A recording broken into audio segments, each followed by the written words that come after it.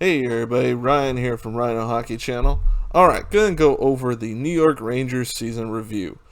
Alright, if you have not done so already, hit that like button, hit that subscribe button, hit that notification bell to be notified when I drop a new video. All this helps the channel out, so please do that.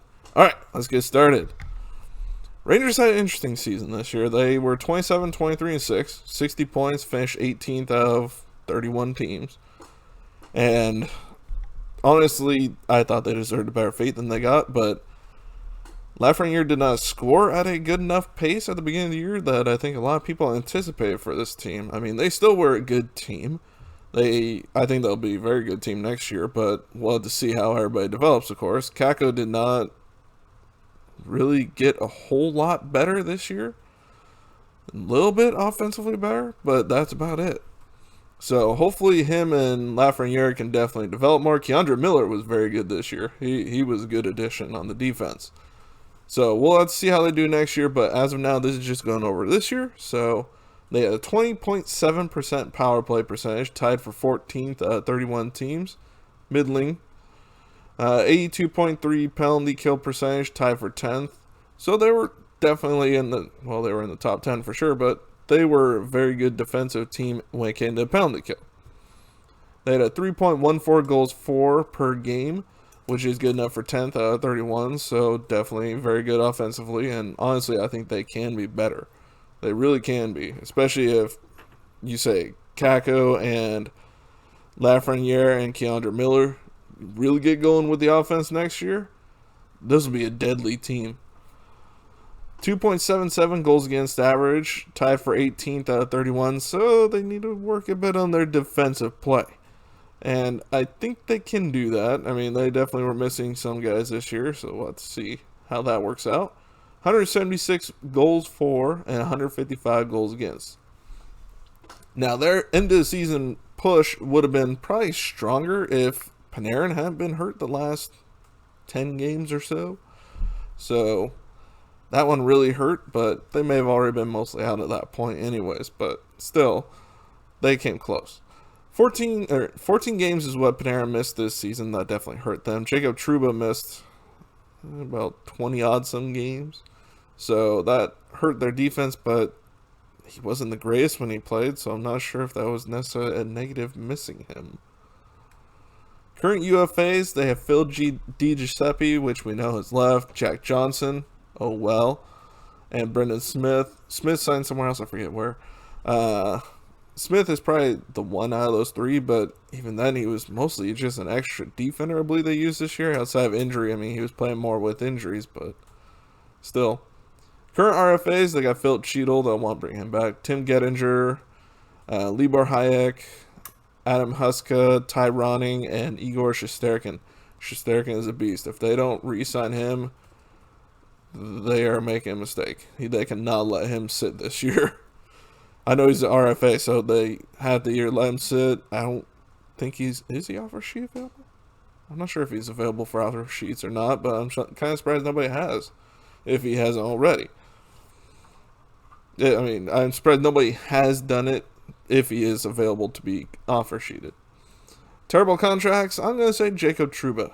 He has not been the greatest since they brought him over from Winnipeg. He definitely was better on Winnipeg, so evidently, from what I've seen so far, he does better on teams he doesn't want to play for. Not sure how that works, but that is how it's working. But he is getting $8 million through 25-26. Now, that could be a good contract if he starts going back to what he used to do with Winnipeg. So, hopefully he can get back to that style of play. Because as of right now, who wants out? I can't say anybody necessarily wants out. I mean, it's New York. The people want to play on this team. You're gonna be hard pressed to find people who want out of this team. Top scorer and top goalie Artemi Panarin, 17 goals, 41 assists for 58 points in the games he played. Definitely a good season. I'm sorry, not just a good season. That was a great season for him. Shesterkin, 16, 14, and 3, 916 save percentage, and a 2.62 goals against average. For some reason, they did not score for Shesterkin as well as they did for the other goalies. So, it is what it is, but hopefully they can fix that next year, because if they did, his win-loss numbers would be much better. This is how their draft went this year. I think a lot of people are wondering what the heck were they thinking at 16 picking Oathman. Not a terrible pick, just there were better players available. But you know what? This is also a team that has a lot of high-end prospects right now that are just starting their careers. So getting more of a depth player is not a bad idea. So maybe this is what they were going for. I'm not sure. But you can see there the rest of their picks all the way through their last one at 208. And let's see. Oh no, they didn't have one of the guys with the fun names. Although there's Hank Kempf. That's a pretty fun one.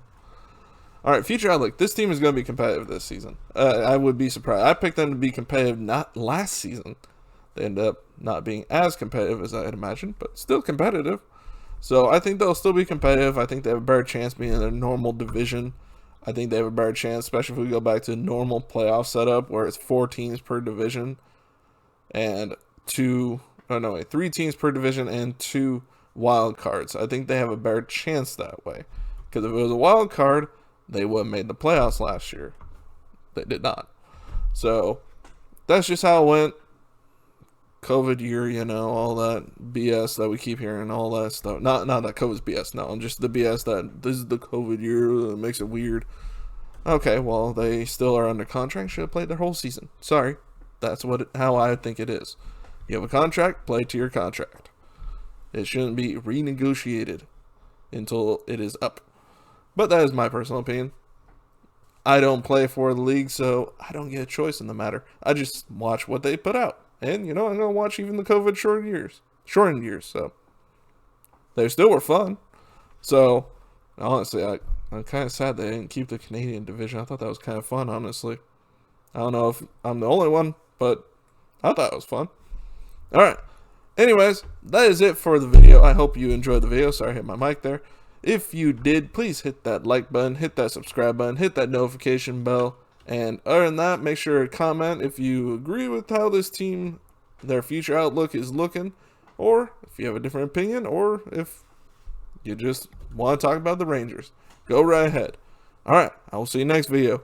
Bye, everybody.